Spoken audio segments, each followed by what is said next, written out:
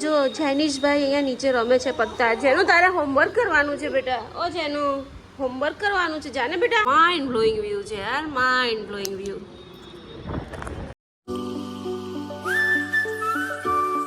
Good evening, Radhe Radhe. તો guys અત્યારે સાંજના 5:30 વાગ્યા છે અને બ્લોગ સ્ટાર્ટ કરું છું કેમ કે આજે સવારથી મારી તબિયત બિલકુલ સારી નથી. મને બહુ જ માથું દુખતું હતું ને વોમિટિંગ જેવું થતું હતું ને ચેસ્ટ પેઇન થતું હતું અને કંઈ સારું નહોતું. પછી પેઇન કિલર લીધી, એસિડિટીની દવા લીધી, થોડી વાર સૂઈ ગઈ. અત્યારે મને સારું છે. તો હવે અત્યારે હું જાઉં છું નીચે, છોકરાઓ રમે છે અને મારે લાવવાના છે ઘઉં કેમ કે અમે 12 મહિનાના ઘઉં ભર્યા નથી. અમારે નવા ફ્લેટ પર શિફ્ટ થવાનું છે 2-4 મહિના પછી, એટલે અમે નવા ઘઉં નથી ભર્યા. અને આ ભૂતભાઈ આવી ગયા, જો ઘઉં નહીં ભર્યા. અને જો અમારા ટાર્ઝન આવી ગયા, જો જો જો જો મારા પેટ ઉપર મોડું પસીનાવાળું મારા પેટ પર મોડું છે.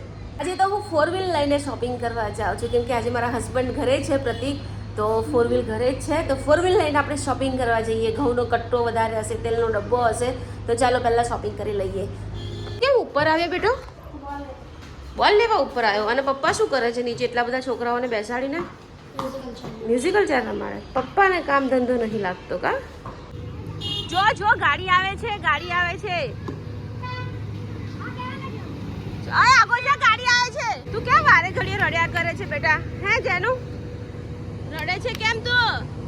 ઓ જેનું જવાબ તો આપો મમ્માને. ઓ જેનું, ઓ જેનું, ઓ જેનું જવાબ આપ. ઓ જેનું, ઓ જેનું જવાબ આપ. ઓ જેનું, ઓ જેનું. ગજબ બેઇજ્જતી હે. તો ગાઈસ છોકરાઓને એના પપ્પા બધા અહીંયા રમે છે, છોકરાઓને એના પપ્પા રમાડે છે અને હું જાઉં છું મસ્ત શોપિંગ કરવા, ઘઉં ને એવું બધું લેવા. અને અમારા જૈનિશભાઈ આજે મોટા પરાક્રમ કર્યા છે. જો ત્યાં સામે પેલી ચેર પડી છે ને, ચેર જો એ પડી ચેર, એ ચેર એને તોડી નાખી. હવે બિલ્ડિંગવાળાને પૈસા આપવા પડશે. કાંઈ વાંધો નહીં, આપી દઈશું. આ તોફાની ટાર્ઝન.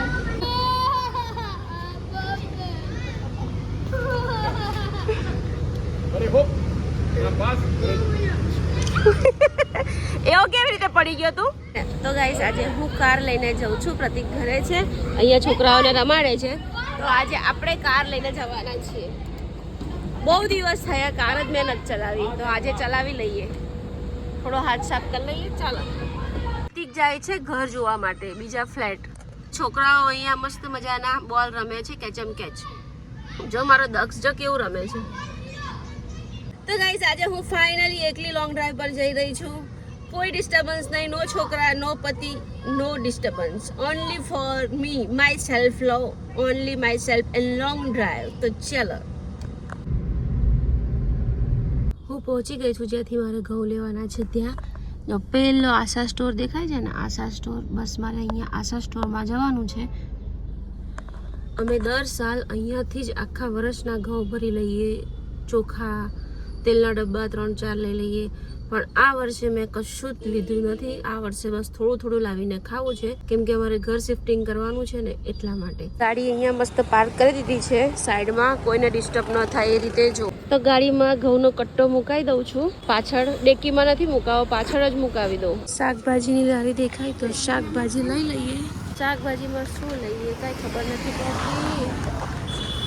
કાંઈ ખબર નથી પડતી શું લઈએ શું લઈએ. કાજુ, બદામ, જેનિશ માટે બિસ્કિટ અને 2 ગોળના કટ્ટા અને અહીંયા ઘઉંનો કટ્ટો. હવે હું જાઉં છું ઘરે. પ્રતિકનો ફોન આવ્યો, એ ન્યૂ ફ્લેટ જોવા ગયા છે તો મને કે તું ફટાફટ આવ, 13મા માળે છે, બહુ જ મસ્ત વ્યૂ છે. તો અહીંયાથી હું ફટાફટ ત્યાં જાઉં, શાક પછી લઈ લઈશ. છોકરાઓને કાલે સ્કૂલે લઈ જવા માટે સફરજન લઈ લઉં. અહીંયા મસ્ત લારી છે સફરજન વાળાની, તો મેં કીધું સફરજન બી લઈ જ લઉં. ઓહો ભાઈ મસ્ત કાઢ્યા ને ભાઈ. ઓકે લો. પ્રતિકે મને જે ડેસ્ટિનેશન પર બોલાવી હતી ત્યાં હું પહોંચી ગઈ અને એ ત્યાં ઊભા છે. એ મારો વેટ કરીને ત્યાં ઊભા છે. તો ચાલો 13મા માળે ફ્લેટ છે, જોવાનો છે. મને તો ઓછું પસંદ છે, 13મો માળ મને પસંદ નથી, પણ તોય પ્રતિકને બહુ ગમે છે તો જોઈ લઈએ હવે. તો અમારા પ્રતિકને આ ફ્લેટ ગમ્યો છે. જુઓ આ આટલો હોલ હતો. ઓહો હો હો હો, વ્યૂ તો જો હો ભાઈ સાહેબ, માઇન્ડ બ્લોઈંગ વ્યૂ છે.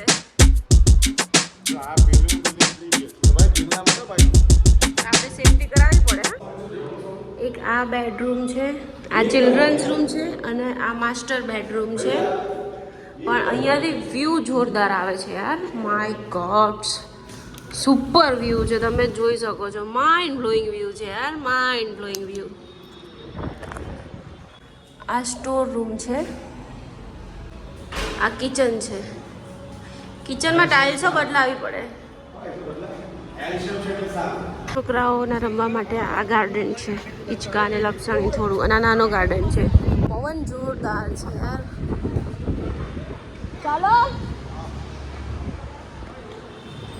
તો ગાઈસ, ઘરની ચાવીઓ પણ તો ગાઈસ છોકરાઓ માટે હું કેન્ડી લઈ આવી, તો હવે એ લોકોને આપું છું. અરે હું તો શાક લેવા જાઉં છું, પપ્પા હવા પુરાવા જાય, તમે લોકો ખાય પછી. છોકરાઓને કેન્ડી આપી દીધી, પ્રતિક ગયા હવા પુરાવા, અને હવે હું જાઉં છું શાક લેવા. અરે અમારી બસંતી જોઈ લો, બસંતી શોર્ટ ટાઈમ છે, નવી બસંતી આવી જવાની છે. હવે આપણી લેવાની છે નવી બસંતી. કાજુ, બદામ, બિસ્કિટ, ગોળના 2 પાટ, ભીંડા, કાકડી અને લસણ, આટલું બધું લઈ આવી. ઘઉંનો કટ્ટો હજી ગાડીમાં જ પડ્યો છે, કેમ કે થોડો ઘણો વરસાદ પડે છે, તો હમણાં નથી કાઢ્યો. જ્યારે વરસાદ બંધ થશે ત્યારે લઈ આવીશું. હવે અત્યારે ફટાફટ ડિનરમાં મારે બનાવવાનું છે ભીંડાનું શાક અને રોટલાને છોકરાઓ માટે વઘારેલી ખીચડી. હું રસોઈ બનાવતી હતી અને પ્રતિકે મને રસોઈ બનાવતા મોકલી. મને કે મારું દાઢી કરવાનું જિલેટ લઈ આવો, તો સાહેબ મને દાઢી કરવાનું જિલેટ લેવા મોકલે છે. તો ચાલો દવા આપણે લઈ આવીએ પ્રતિક માટે જિલેટ, અને મારે ધાણા પણ લાવવાના છે, તો ધાણા પણ લઈ આવીએ. તો જો જેનિશભાઈ અહીંયા નીચે રમે છે પત્તા. જેનું તારે હોમવર્ક કરવાનું છે બેટા. ઓ જેનું હોમવર્ક કરવાનું છે, જાને બેટા. કોણે નહીં આપ્યું હે? જો તો આ ઉપર જ નથી આવતો અને નીચે નીચે જ બેસી ગયો, પત્તા રમે છે ગાંડો.